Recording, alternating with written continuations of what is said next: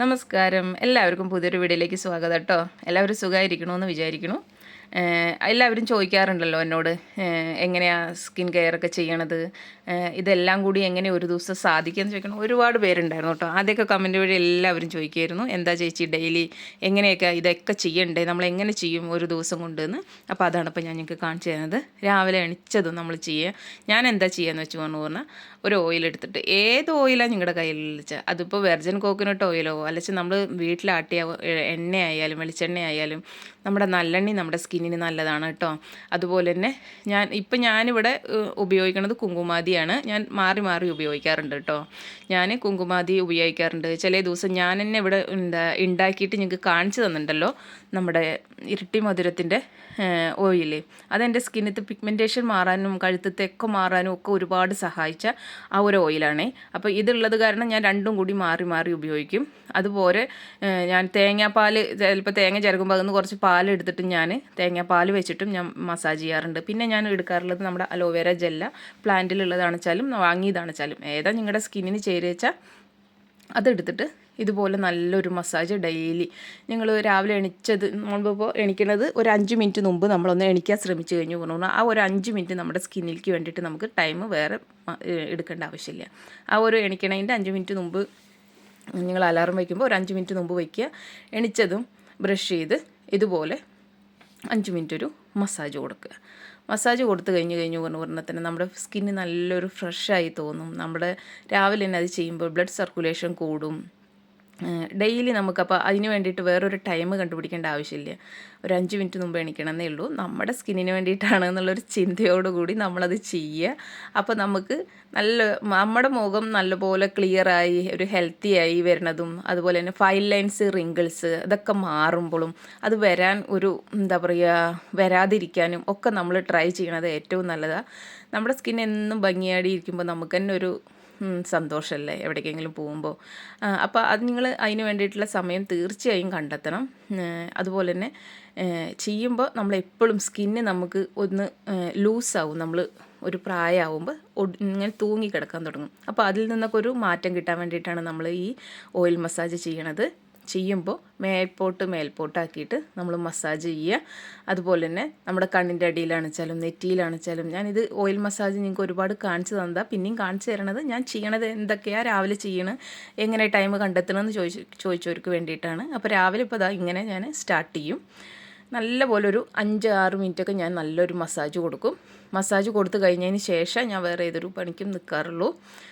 Massage ചെയ്ത് നമ്മൾ കുളിക്കണതിന് മുമ്പ് തന്നെ അത് ചെയ്ത് കഴിഞ്ഞു പറഞ്ഞാൽ പിന്നെ നമുക്ക് അതിലൊരു പാക്ക് ഇട്ട് കഴിഞ്ഞു പറഞ്ഞാൽ പിന്നെ നമുക്ക് വേറെ ഒന്നും ആലോചിക്കാനില്ല. അപ്പോൾ ആ ഒരു ദിവസത്തിൻ്റെ ആ ഒരു സ്കിൻ കെയർ ശരിക്കും അങ്ങോട്ട് കഴിയുകയാണ്. പിന്നെ ഇതിപ്പോൾ ചെയ്ത് കഴിഞ്ഞു പറഞ്ഞാൽ നമ്മൾ പാക്കായിട്ട് ഇടുന്നത് പറഞ്ഞാൽ ഫേസ് വാഷ് പൗഡറാണ്. അത് മിക്സ് ചെയ്ത് നമ്മൾ മുഖത്ത് തേച്ച് കഴിഞ്ഞാണ്ടല്ലോ, നമുക്ക് പിന്നെ ഒരു ഉച്ചയോട് കൂടിയോ അല്ലെങ്കിൽ വൈകിട്ട് നമ്മൾ കുളിക്കണതിന് മുന്നോടിയായിട്ടോ ഒരു പാക്കും കൂടി ഇട്ട് കഴിഞ്ഞാൽ നമ്മുടെ സ്കിൻ നല്ല അടിപൊളിയായിട്ടിരിക്കും.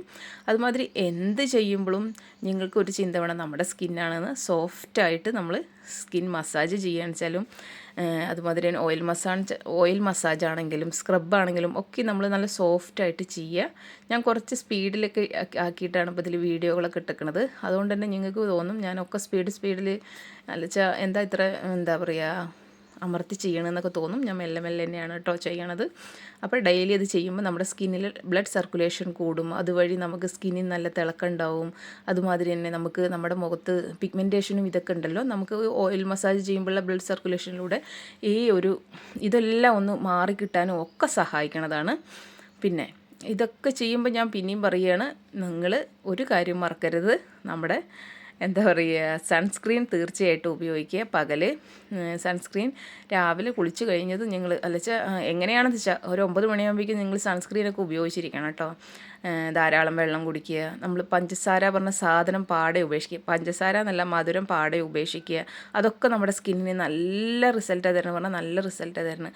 ആവണ പോലെ എല്ലാവർക്കും ആവില്ല, ഡ്രൈ ഫ്രൂട്ട്സും കാര്യങ്ങളും ആവണ പോലെ ആവണവരൊക്കെ അത് ചെയ്യുക. അതുമാതിരി തന്നെ പഴവർഗ്ഗങ്ങൾ, നമ്മളെ ഫ്രൂട്ട്സ് കാര്യങ്ങളൊക്കെ കിട്ടണ പോലെ കഴിക്കുക.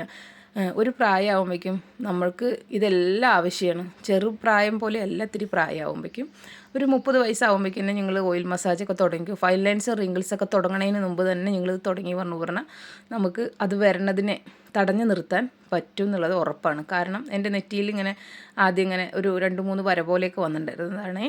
അത് ഞാൻ ഇത് ചെയ്യാൻ തുടങ്ങിയതിന് ശേഷം ഉണ്ടല്ലോ അതിനൊക്കെ നല്ലൊരു മാറ്റമുണ്ട്. അപ്പോൾ അത് എനിക്ക് കിട്ടിയ റിസൾട്ടാണ് ഞാൻ നിങ്ങളോട് പറയണത്. അത് ഞാൻ ചെയ്യാൻ തുടങ്ങിയതിന് ശേഷമാണ് അതിൻ്റെ ഒരു മാറ്റം നല്ലപോലെ കണ്ടു തുടങ്ങി. അതുപോലെ തന്നെ കഴുത്തിലും കൂടി നമ്മൾ അപ്പം തന്നെ ഒരു ഓയിൽ മസാജ് കൊടുക്കുക. സോറി, നല്ലപോലെ മസാജ് ചെയ്യണം. ഞാനിപ്പോൾ ഒരു 6-7 മിനിറ്റോളം മസാജ് ചെയ്തു. നിങ്ങൾക്ക് ഇട്ട് തരുന്നത് കുറച്ച് ചുരുക്കിയിട്ടാണ് എന്ന് മാത്രം കേട്ടോ.